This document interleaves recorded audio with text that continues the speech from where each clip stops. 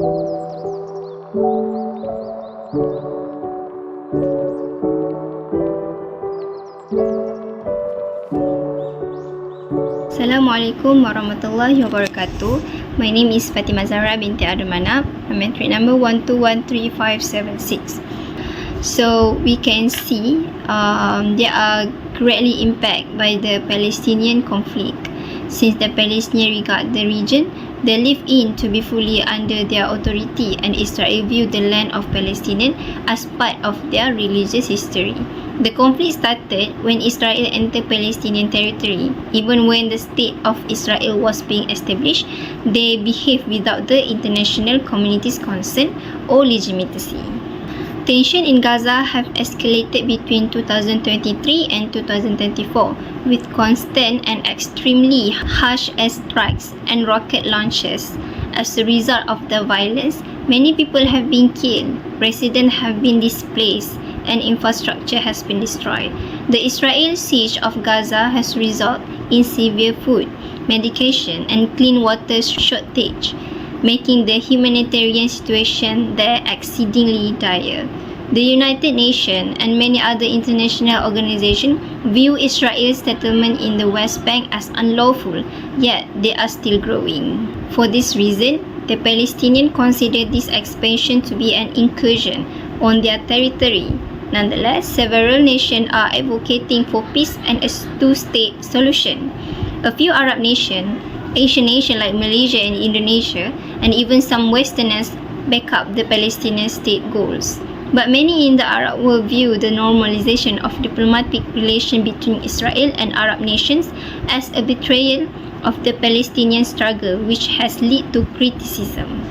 So the goal of this study is to give reader a true grasp of the conflict historical context, contributing reasons, effect on people's lives, and suggestion for finding a solutions. Assalamualaikum warahmatullahi wabarakatuh. My name is Nurullah binti Sa'aduddin. My metric number 1212052. Today I would like to present about the history of Palestine and Israel. So the state of Palestine was under Islamic rule for the last time during the Turkish Empire. So in 1516, Palestine became a territory under the auspices of the Ottoman Islamic Empire, which was taken over the Mamluk Kingdom of Majdabac war near Halab. So Palestine, which was in the south at that time, was under the auspices of Sham province and was based in Damascus, while in the north Palestine was administered by the Lebanese province in Aqab. In fact, almost 4 centuries of Palestine remained under the Ottoman Empire, and the state of Palestine ended once the British managed to colonize this territory. This is where when the administration held by the Ottoman Turkish government was said to have been defeated by the British Army under the command of General Allenby. So history proved that the Jews in ancient times were oppressed, and they were even expelled from the country, especially in the Eastern European region. Thus, to ensure that they got their own country, they established the Zionist organization, WZO. At that time, it was headed by Dr. C. Wiseman, who was the driving force of the British Zionist movement and was a Zionist negotiator to gain support from Britain. So actually there are various agendas to ensure that their aspirations are achieved so that they can conquer the state of Palestine. Okay, so the 4 agenda that they carry out are, the first is they are promoting the Palestinian occupation as appropriate through the Jewish agriculture system and industrial works. The second one is creating organization and cooperation with the entire Jewish missionary by mastering international institutions in accordance with the law of each country. The third one is strengthen and increase the awareness and national sentiment of the Jewish. And the last one is prepare for the recognition of the government if necessary to carry out the Zionist goals and agenda. Because of their wisdom in influencing these influential groups, they gained the sympathy of the great powers of the time, namely Britain, where he strongly supported establishment of Jewish state in Palestine. Thus, the Balfour Declaration was triggered in November 1917. So various aspects were discussed at that time, and the official text was also issued stating that the British government fully supported the establishment of a Jewish state in Palestine. So after that, this Zionist movement continued to make them influence the world powers of their goal, which was to create a Jewish state. Even though they were strongly opposed by the Palestinians and Muslims in the world, it was even worse when the declaration of the State of Israel was made on 15 May 1948, which was supported by the United Nations, or to be called as UN General Assembly, by creating a state to be called Medina Israel, or the State of Israel. Since the declaration, various efforts have been made by the Israelis, including controlling East Jerusalem, which is the area where the Al-Aqsa Mosque is located, and the Quba As-Sakrah, which is the Dome of Rock.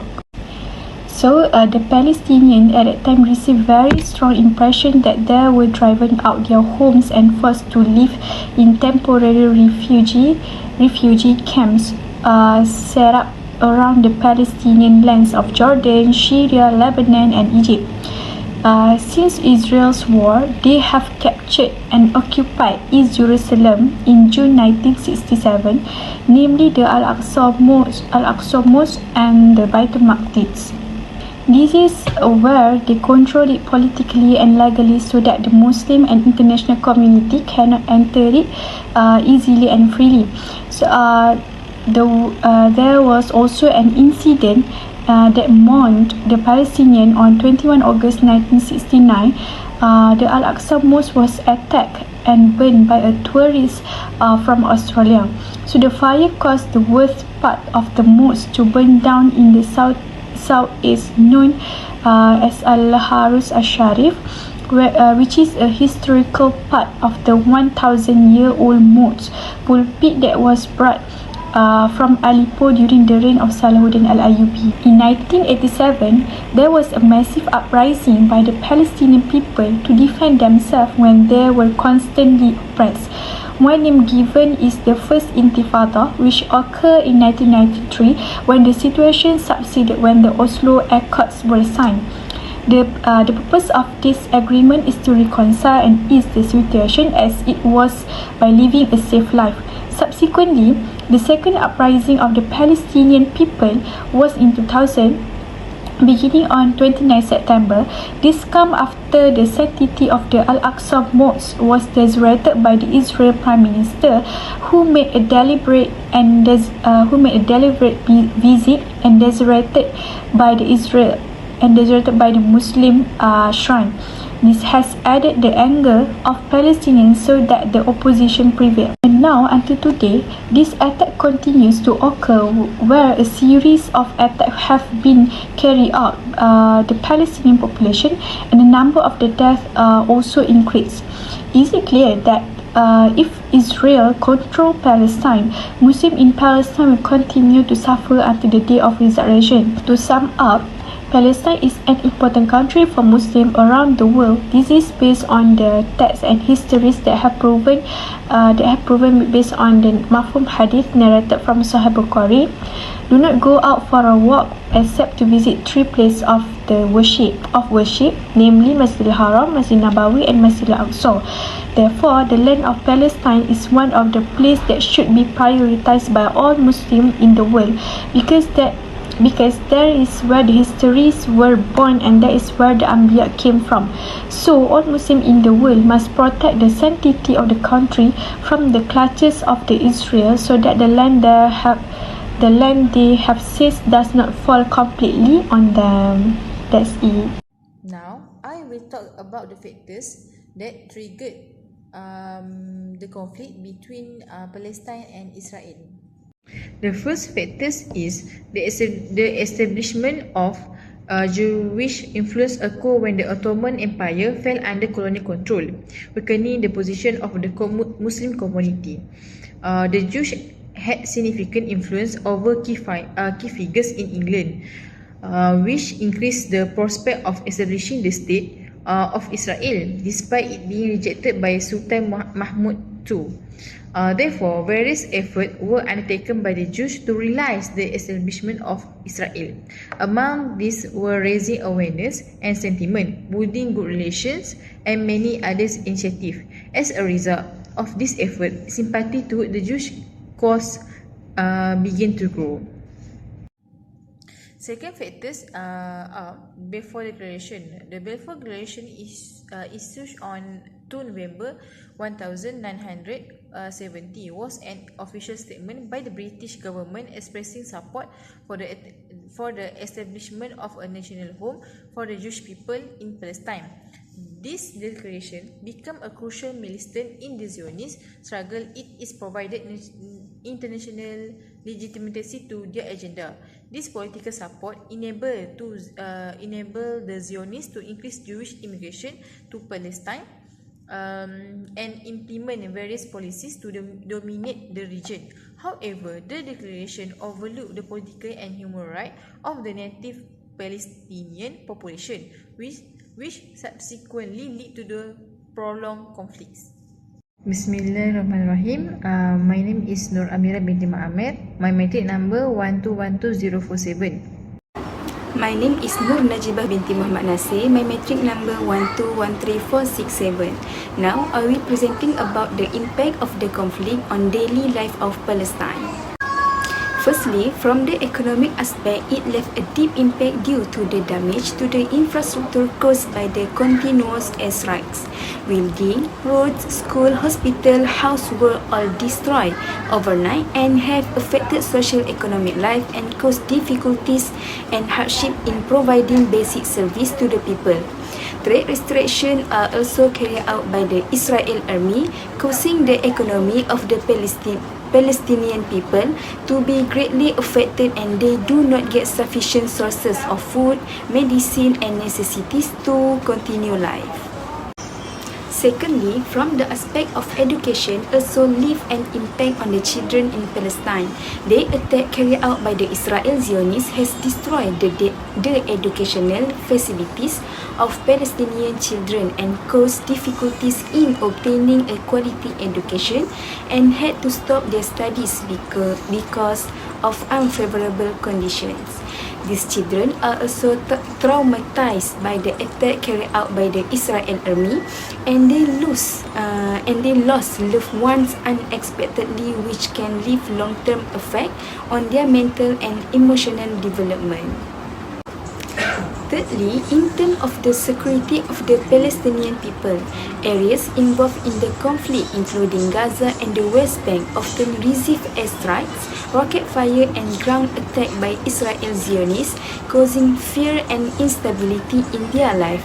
They must live in constant tension, especially when attacks or counter-attacks occur regardless of time and place. Therefore, their lives are in an unsafe condition. Fourth, health and social life is one of the effects of Palestinian life. Lack of access to healthcare makes it difficult for them to get adequate treatment. Health facilities in Palestine are also often damaged due to attack, and lack of medical supplies often occur because there is no help from any side, and the help that is obtained does not reach them because of the restrictions that have been made by Israel. The war that took place also resulted in the loss of many lives, not only the life of fighters, but also civilians, including women and children. Fifth, International relations are an impact faced by the Palestinian people. The ongoing conflict has left Palestine isolated in terms of international relations. It is difficult for them to get help from other countries because of the economic and diplomatic sanctions that occur, especially from Israel, and its allies have worsened the situation and the life of the Palestinian people. Thank you. Assalamualaikum warahmatullahi wabarakatuh. My name is Nur Farhan Najah binti Muhammad Amin. My metric number is 1212114. Today, I was assigned to present the suggestion for resolving the Israel-Palestine conflicts. So, the Israel-Palestine conflict is one of the most protracted and complex issue in modern history, involving the political, religious, and socio-economic dimension. Despite numerous diplomatic efforts, resolution remains elusive. Today, I will briefly discuss key suggestions to address these conflicts. From my point of view, the first one is two-state solution. The most widely supported proposal is the two-state solution, where Israel and Palestine coexist as independent nations. This involves clear border, equitable division of Jerusalem, and resolving refugee rights. However, mistrust, the disagreement over land division remain significant obstacle. The second one is multilateral negotiation. Regional Arab countries such as Saudi Arabia and Egypt could play a central role in facilitating peace, leveraging framework like the 2002 Arab Peace Initiative. Yet the lack of formal ties between some Arab nations and Israel possesses challenges. So the third one is international pressure and accountability. The UN and global powers must enforce international laws, including ending illegal Israeli settlements. However, divided opinion in the bodies, like the UN Security Council, influenced by the US, hinder decisive action. Next, justice and human right-based approach. A human right-focused approach advocates ending violations such as settlements expansions and ensuring freedom for all, including Palestinians. This requires collective support for non-violence movements like BDS, despite resistance from both sides. Lastly, interfaith dialogue. Promoting interfaith understanding among Jews, Muslims, and Christians, particularly regarding Jerusalem, can foster mutual respect, while extremist groups oppose such efforts. Dialogues like those by Religions for Peace show promise. So, what can I conclude? For my part, resolving this conflict demands political will, holistic strategies, and sustained international cooperation. While challenges persist, commitment to justice, dialogue, and peace remains our best hope. That's all from me. Thank you. As for the conclusion, to overcome this dispute, a more comprehensive and egalitarian strategy is needed, either like a state solution that safeguards the security and right Palestinians, peaceful dialogue including all sides, and the implementations of international law need to be seriously considered. The international community must also play a more active role by putting pressure on those who violate the law and providing humanitarian aid to those affected. As a Muslim citizen, we need to perceive this issue as a very significant because it is closely related to the issue of faith. As we know, Al-Quds is the first Qiblat for Muslims, and this makes the place the highest in the history of the Muslim community. In history, there have also been many fighters who fought for the freedom of Al-Aqsa, such as during the time of Caliph Umar ibn al-Khattab radiallahu anhu and the warrior Salahuddin al-Ayyubi. So let's all pray together for Palestinians to be free from the grip and hold of Israel. Thank you for listening. Assalamualaikum warahmatullahi wabarakatuh.